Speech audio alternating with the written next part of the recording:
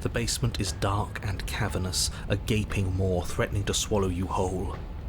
There is no light here, save for what little starlight has managed to filter down the tunnel. Stay on your toes. We take a step into the shadows, and as soon as she moves, we jump back, make her follow. From there, we trap her in the tunnel, draw her out of the cabin, whatever it takes to get her out of her element. Then we're safe. She doesn't respond. I assume that means her answer is yes. You step into the shadows and are enveloped in total darkness. Your heart pounds in your chest, ears pricked, eyes wide despite the inky blackness, waiting for any sign of movement. That's right. Keep steady. Don't let your nerves get the better of you. There, she's about to strike. With the near silence of a determined predator, the princess erupts from the shadows. But you've already started your swift escape. That's stage one. Now stay focused. You dive into the tunnel and begin scrambling up towards the cabin. You hear her behind you, claws raking at the dirt, chains rattling, then snapping, breaths hot and heavy with the effort of the ascent. But the sounds are coming slower now, the breaths pained and stuttering. You no longer sense frantic motion behind you in the tunnel. You risk a glance. She is a broad and sickly creature, her withered and emaciated flesh clinging to bones too large to fit in the narrow space. She managed to squirm her way into the tunnel in pursuit, but now she's stuck, incapable of either moving towards you or returning to the open darkness of the basement below. So that's what she's become. She wasn't like this when we started. Was she? No, she wasn't. Looking at her makes me feel sad. Yeah, now that we can see her, she doesn't feel like much of a threat at all. She paws futilely at the air between you, but her shoulders are pinned in the narrow confines of the opening. She has no hope of reaching you. When she realizes this, her arm goes limp, flopping to the dirt floor of the tunnel, and her eyes fall from yours, defeated. Her eyes look up at yours, wide, pleading. Come back, you can imagine them saying. Don't leave me here. But you shouldn't listen to the sad eyes of a vanquished enemy. She wants nothing more than to change places with you. If you want us to ignore her, then why would you tell us any of that wide, pleasing eyes begging for mercy business to begin with? All it does is make us feel conflicted. I'm merely describing things as they are. It's not my fault that her eyes had something to say, even if that something was a ploy, which, if I might stress, I pointed out to you. What should we do about her anyway? Can she still end the world like this? She hurts. We should help. Now let's think for a second. Let's reevaluate. Should we help her? Well, I do feel bad looking at her. There's no way to get close without being in reach of those claws. We've come this far, but can we trust a creature that until a few short moments ago fully intended to eat us? What an excellent question with an equally excellent answer. No, you should not help her. She's clearly just waiting for you to drop your guard. And beyond that, you do well to remember that she poses a threat to reality itself. She is stuck, and you abandoned a perfectly usable weapon right behind you. How about you turn around, get the blade, and end this once and for all? What are you doing? We could all just turn around and be done. What's your game? You and I both know there's no game. He's made a bad choice. As you draw near, she readies her claws, raising them to strike. Don't flinch. Show her our resolve. You reach forward, offering the princess your hand. How ridiculous. She was about to kill you. Do you really think getting stuck in a tunnel for less than a minute has fundamentally changed her? Yes, she's a victim of her own nature, just like we are. If all she wanted was to kill us, she'd have kept trying. But she's hesitating, isn't she? Yes, she is. her eyes shift from faux ferocity to confusion to a gentle sadness. She lowers her claw and places it in your hand. Ugh. Do you think we can pull her out of there?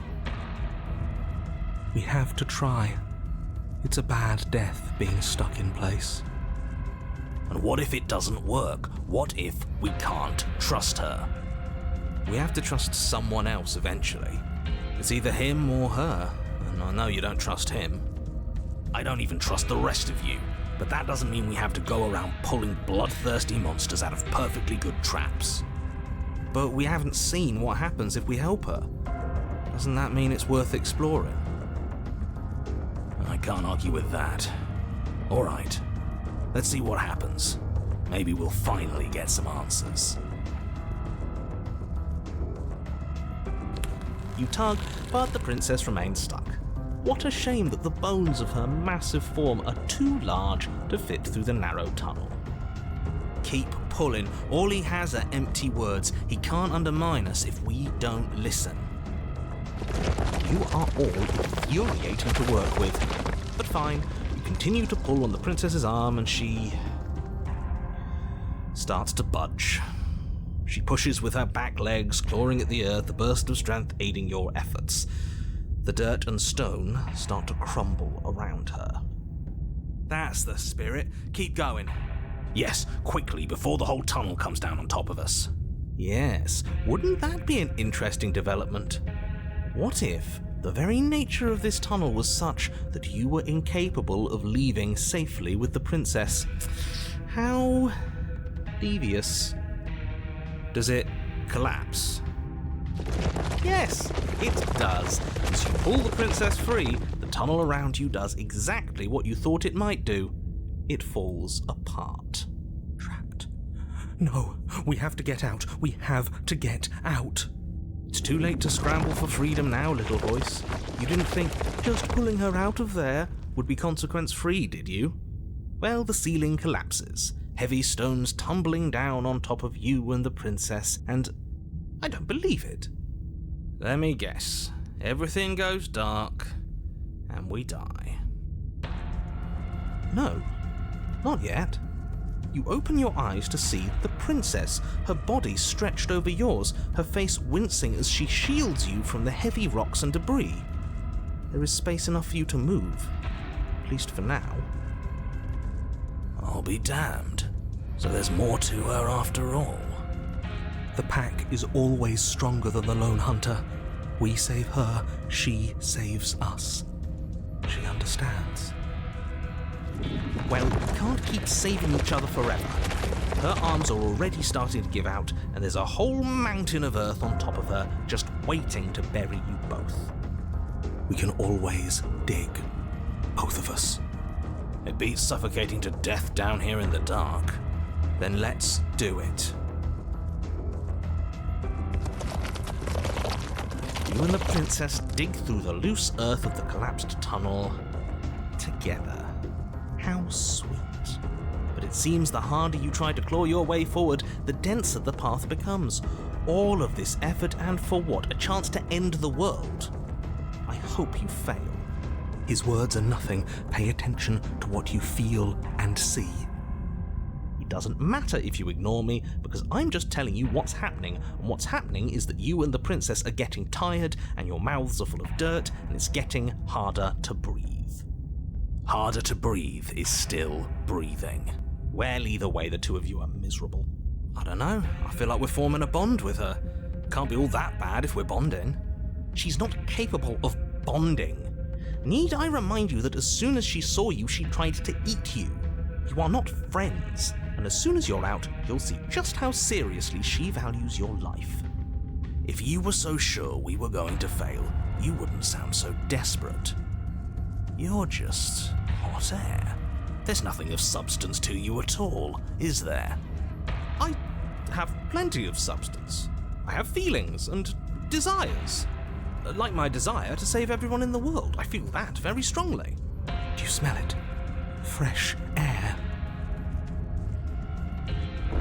With one final massive heave of her body, the princess pushes her way out of the tunnel, leaving you behind, the quickly collapsing space you once shared. Yours was an alliance of convenience, just as I predicted. She has left you to die, buried and alone. You are unbelievably petty. Oh, my pettiness is nothing compared to yours. You were delighting in my suffering and the damnation of the entire world just moments ago. She hasn't left. She's coming back. Don't you hear her? No, she isn't. She's... How many times do you have to be wrong before you stop talking? The princess stares down at you from the opening. Before the tunnel can finish sealing itself, she cranes her elongated neck and gently plucks you from the earth. She carries you across the half-collapsed ruin that was a cabin, carefully setting you down by the door. If there were to be a record, let it show that I tried. I really, really tried. But there won't be a record, will there?